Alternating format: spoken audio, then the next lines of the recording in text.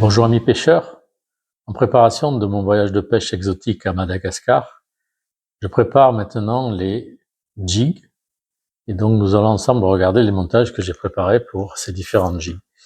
Par exemple pour ce jig de 100 grammes, 2 hameçons simples montés sur un Kevlar avec un anneau brisé, un anneau plein et ici le Kevlar qui passe à l'intérieur de l'anneau plein. Notre manière de monter ce jig de 200 grammes en slow jig, on va dire, c'est de lui monter 2 paires d'hameçons, une à chaque bout. Donc vous voyez ici,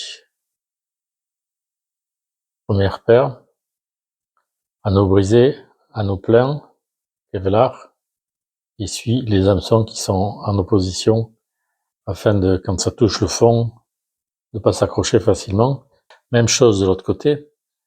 Ce qui permet au jig, s'il descend en slow jig, de descendre comme ça et symétriquement, puisqu'il est armé symétriquement. Jig, fast jigging maintenant, donc un jig très fin, symétrique, qui va descendre à la verticale, comme ça. Donc un seul hameçon monté sur du Kevlar et raccordé par un anneau plein et un anneau brisé. L'anneau brisé sera lui raccordé au corps de ligne par un rolling, de cette manière-là. Un type de jig un peu particulier, c'est les vibes. Donc les vibes, c'est en fait un jig de ce style-là, qui va s'accrocher au corps de ligne par là, et descendre de cette manière-là tout en vibrant, et il imite un calamar. C'est aussi un jig qui est très attractif.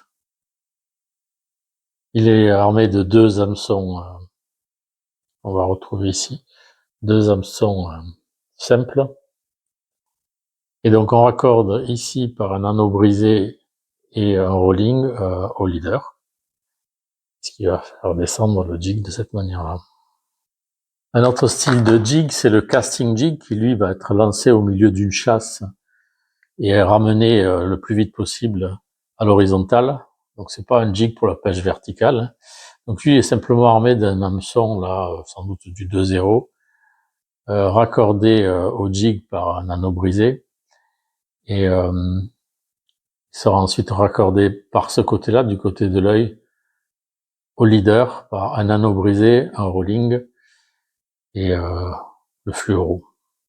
Donc voilà un autre style de jig, mais pour une utilisation complètement différente que l'utilisation à la verticale. Un autre leurre à animation verticale, ça s'appelle pas un jig, mais un ninchiku. Donc l'inchiku, c'est un peu comme un jig, c'est-à-dire il a un corps allongé. On va le fixer au corps de ligne par ici avec un rolling. Il est aussi armé, lui, avec 2 hameçons et un teaser sous la forme d'un petit octopus. Et donc, quand ce leurre va être animé au fond, en fait, l'octopus va avoir une nage erratique. C'est surtout lui qui va être attractif par rapport au corps du jig lui-même ou au corps du leurre lui-même, qui est un ninchiku. Là, c'est un 150 grammes. Ce que l'on fait parfois aussi, c'est on rajoute un petit peu de leurre naturel ici, genre du calamar, ce qui le rend encore plus attractif.